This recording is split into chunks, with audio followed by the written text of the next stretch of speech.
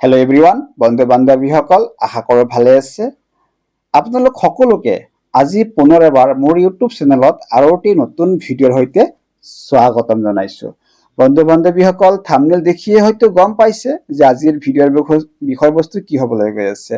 বন্ধু বান্ধৱীসকল, এই যে ক'লো মিলিয়া, এই মিলিয়া বেমাৰটো কি আৰু এই মিলিয়া বেমাৰটো কিয় হয়, আহকচোন অকণমান জানি লওক। বন্ধু বান্ধৱীসকল, বিশেষকৈ চকুৰ তলত সৰু সৰু বগা হালধীয়া ডাঠ গুটিৰ নিচিনা হয়।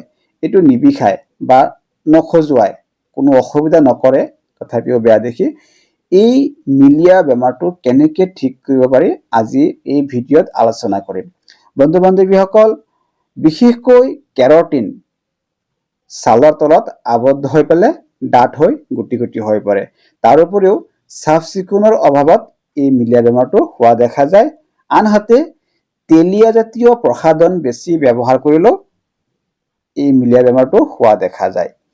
বন্ধু বান্ধৱীসকল, যদি আপোনাৰ এনেকুৱা বেমাৰ হৈছে, মানে চকুৰ তলত সৰু সৰু গুটিৰ নিচিনা হৈছে, আপোনালোকে সেইবিলাকক পিম্পল বুলি নাভাবিব, মানে শালমইনা হিচাপে নধৰিব।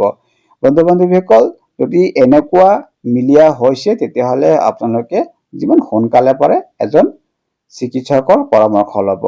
তাৰ উপৰিও আপুনি নিজে ঘৰত এইটো ঠিক কৰিব পাৰে, কিন্তু হেঁচি ফুটাবলৈ চেষ্টা নকৰিব। এবিধ ৰেমেডিৰ বিষয়ে কওঁ, সেইটো আপোনালোকে বেছি নালাগে 6-7 দিন ব্যৱহাৰ কৰি চাব পাৰে। মোৰ দৃঢ় বিশ্বাস আপোনালোক উপকৃত হ'ব। এই ফেচ পেকটো বনাবলৈ আপোনালোকৰ ঘৰতে 3টা ইনগ্ৰেডিয়েণ্টছৰ প্ৰয়োজন হ'ব। আপুনি কি কৰিব, 1 চামুচ চন্দন কাঠৰ গুড়ি ল'ব। আপোনালোকে তাৰ লগত আধা চামুচ এপল চাইডাৰ ভিনেগাৰ ল'ব আৰু 1 চামুচ এল'ভেৰা জেল ল'ব। আপোনালোকে এই বস্তুকেইটা যদি কিনি লয়, অলপ ভাল ব্ৰেণ্ড চাই কিনি ল'ব। বন্ধু বান্ধৱীসকল, কি কৰিব, এই 3টা বস্তু একেলগত মিহলাই পেলাই আপোনালোকে ক্ৰীমৰ নিচিনা বনাই ল'ব, এটা পেষ্ট বনাই ল'ব। এই পেষ্টটো আপোনালোকে এফেক্টেড এৰিয়াত, য'ত আপোনাৰ মিলিয়া হৈছে, তাত লগাই পেলাই আধা ঘণ্টা ৰাখি থ'ব।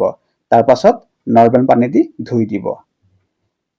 আপোনালোকে যদি এই বস্তুটো 6-7 দিন ব্যৱহাৰ কৰে, নিশ্চয় উপকৃত হ'ব।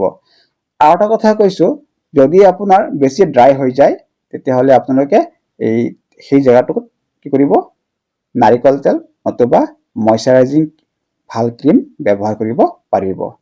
কোনো ছাইড এফেক্ট নাই। 6-7 দিন ব্যৱহাৰ কৰি চাওকচোন। বন্ধু বান্ধৱীসকল, যদি ভিডিঅ'টো আপোনালোকে চাই পেলাই ভাল পাইছে আৰু যদি ভাবিছে যে ইয়াৰ পৰা কিবা এটা শিকিব পাৰিছোঁ, তেতিয়াহ'লে প্লিজ লাইক শ্বেয়াৰ কৰিব। আকৌ লগ পাম নতুন ভিডিঅ'ত, নতুন টপিকছত। তেতিয়ালৈকে মোক আহিব দিয়ক। ধন্যবাদ।